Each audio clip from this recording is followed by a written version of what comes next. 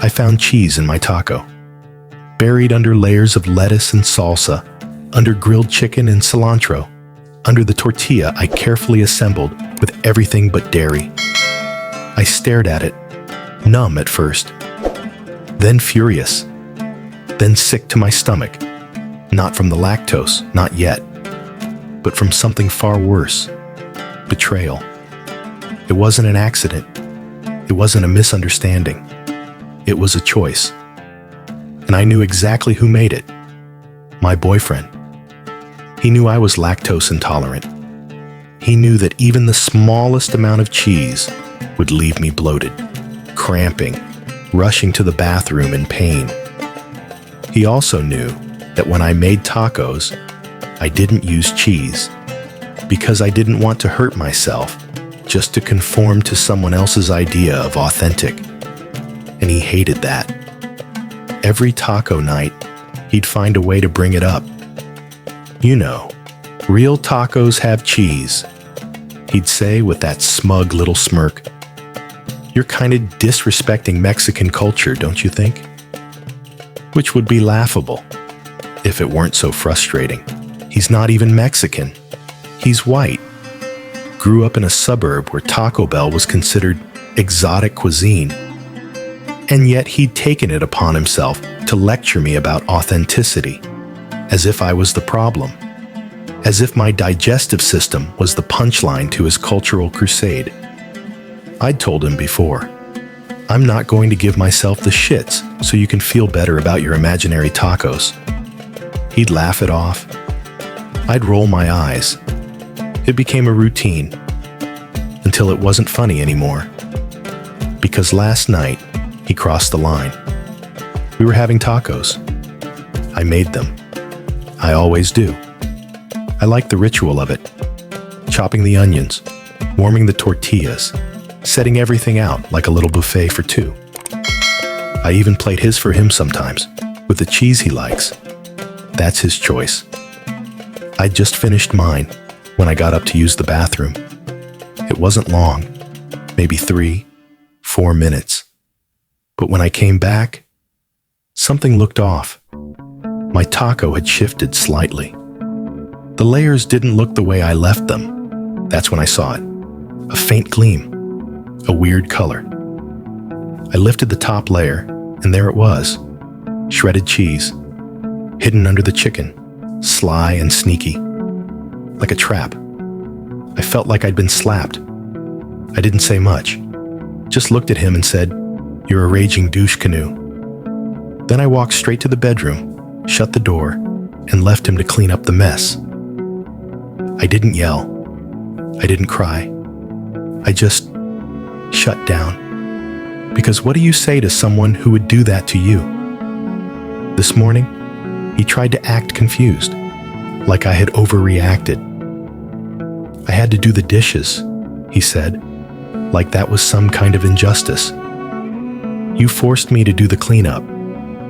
He said it like I'd done something wrong, like he was the victim, like the real betrayal wasn't him sneaking cheese into my food, but me not washing the dishes after he tried to poison me. And suddenly, I wasn't just angry. I was exhausted. Mentally, emotionally, spiritually drained. Because this isn't about tacos. It's not even about cheese. It's about control.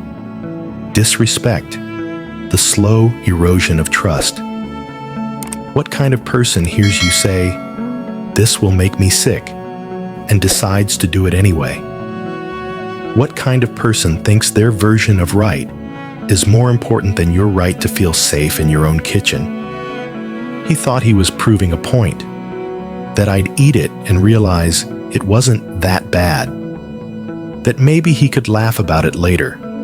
But I don't see what's funny about making someone physically ill to prove you're clever. And now he's sulking because he did the dishes, because I didn't thank him, because I'm not speaking to him. He doesn't understand what he really did. Or maybe he does, and that's worse, because there's a specific kind of cruelty in pretending not to understand why someone's hurt when you were the one who cut them. There's gaslighting in his tone, manipulation in his timing. Like I'm the problem for walking away instead of eating what he made toxic. And that's when it hit me. This isn't a one-time mistake. It's a pattern. He doesn't cook. I do. He doesn't clean. I do. He makes fun of my dietary needs. I accommodate his. He dismisses my discomfort as overreacting. I try to keep the peace. And when he crosses the line, I'm the one who ends up apologizing or questioning myself. But not this time. This time, I let the silence speak.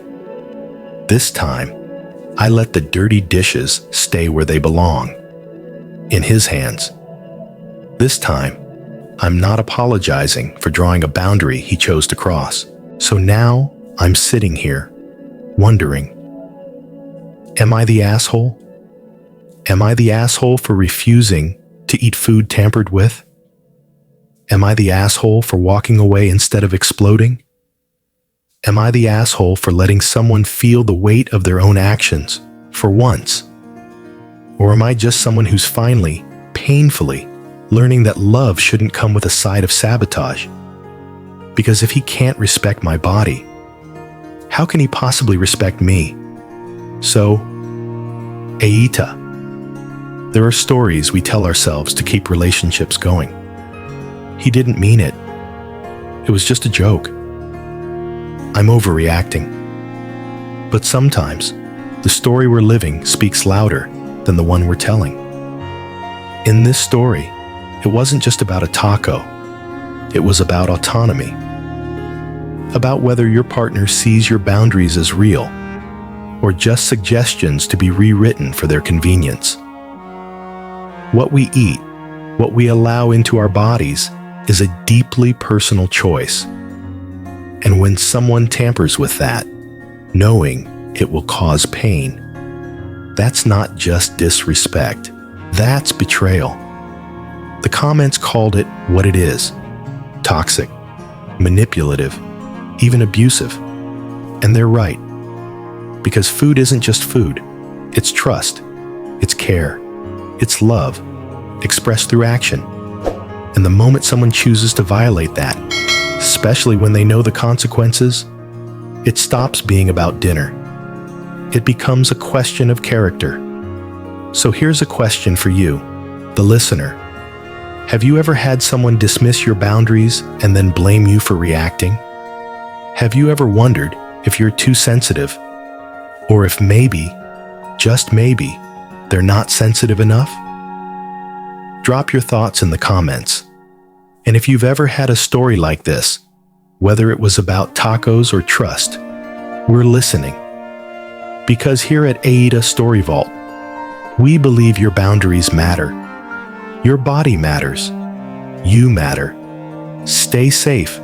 Stay grounded. And never let anyone make you feel guilty for protecting yourself.